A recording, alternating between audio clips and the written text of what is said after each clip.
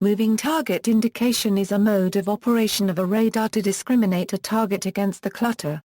In contrast to another mode, stationary target indication, it takes advantage of the fact that the target moves with respect to stationary clutter. The most common approach takes advantage of the Doppler effect. For a given sequence of radar pulses, the moving target will change its distance from the radar system. Therefore, the phase of the radar reflection that returns from the target will be different for successive pulses.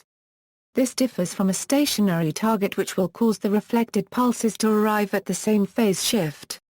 Radar MTI may be specialized in terms of the type of clutter and environment, airborne MTI, ground MTI, etc., or may be combined mode, stationary and moving target indication. Operation: the MTI radar uses low pulse repetition frequency to avoid range ambiguities. Moving target indicator begins with sampling 2 successive pulses. Sampling begins immediately after the radar transmit pulse ends.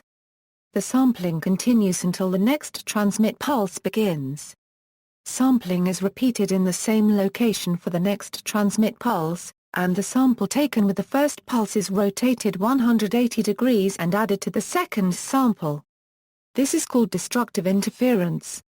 If an object is moving in the location corresponding to both samples, then the signal reflected from the object will survive this process because of constructive interference. If all objects are stationary, the 2 samples will cancel out and very little signal will remain. High-power microwave devices, like crossed field amplifier, are not phase stable. The phase of each transmit pulse is different from the previous and future transmit pulses. This phenomenon is called phase jitter.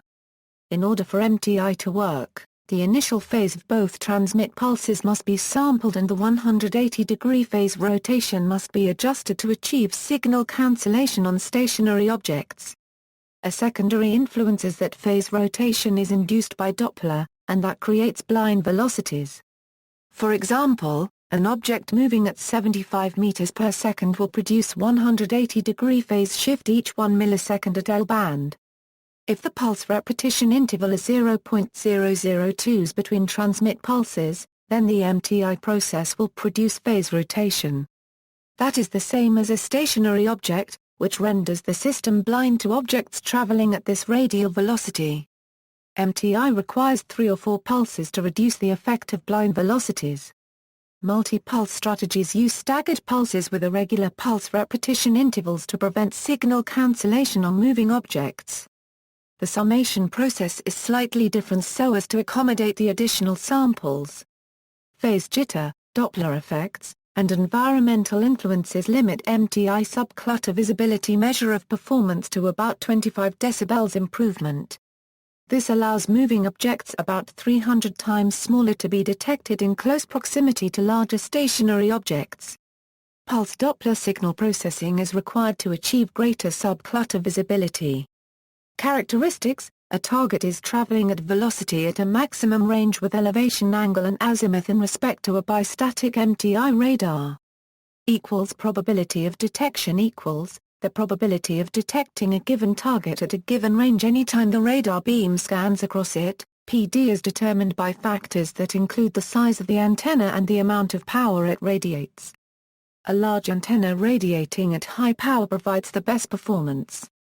For high-quality information on moving targets, the PD must be very high.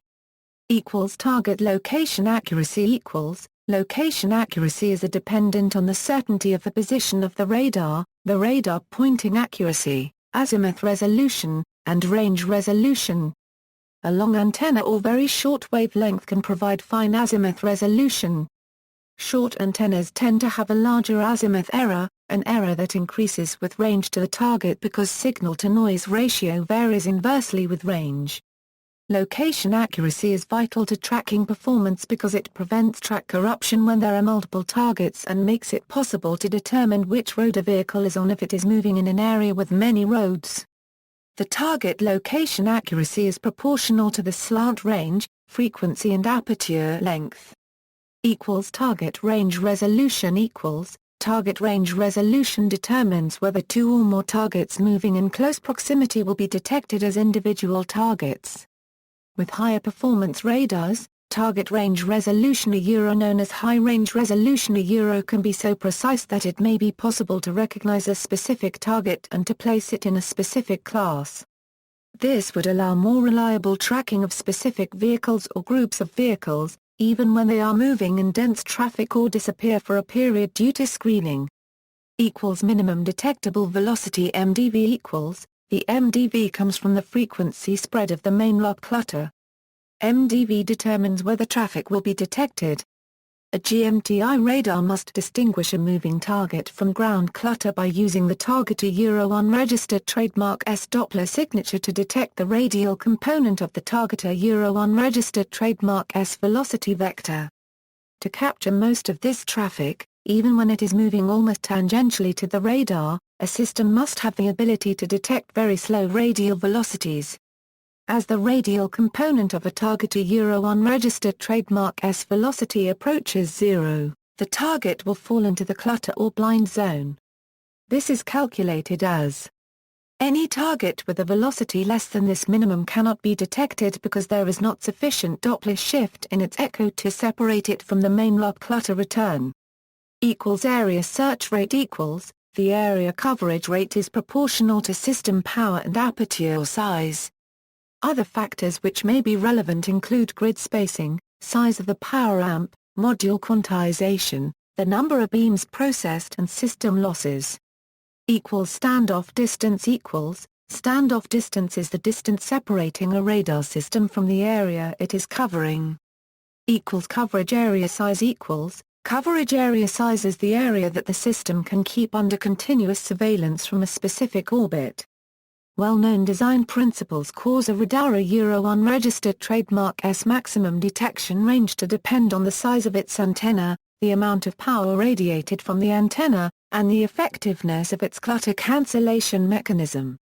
The Earth unregistered trademark S curvature and screening from terrain, foliage, and buildings cause system altitude to be another key factor determining depth of coverage.